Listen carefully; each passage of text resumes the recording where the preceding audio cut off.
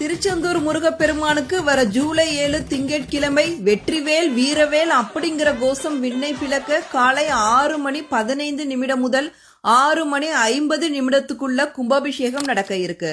அதைத் தொடர்ந்து காலை 9 மணிக்கு சண்முகர் உருகு சட்ட சேவை செய்து சண்முக விலாசம் அடைதல் சிறப்பு அபிஷேகம் நடைபெறும். இந்த உருகு சட்ட சேவையை பார்க்கறதுக்கு கண்கோடி வேண்டும்.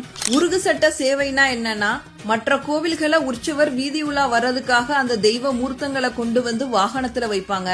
ஆனா திருச்செந்தூர் சுப்பிரமணிய சுவாமி கோவில்ல சண்முக பெருமான மூலஸ்தானத்திலிருந்து எடுத்துட்டு வந்து வாகனத்துல எல்லாம் வைக்க மாட்டாங்க.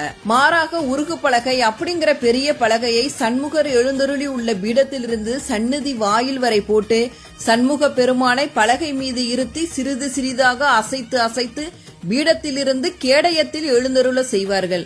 இதனை காண கண்கள் கோடி வேண்டும். இதுவே உருகு சட்ட சேவை அப்படின்னு சிறப்பித்து சொல்லப்படுது.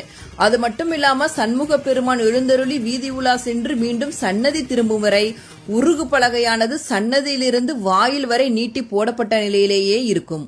தன்னை நாடி வரும் பக்தர்களின் குறை தீர்க்கும் கருணை கடல் கந்தனின் அற்புத தலம்தான் திருச்செந்தூர்.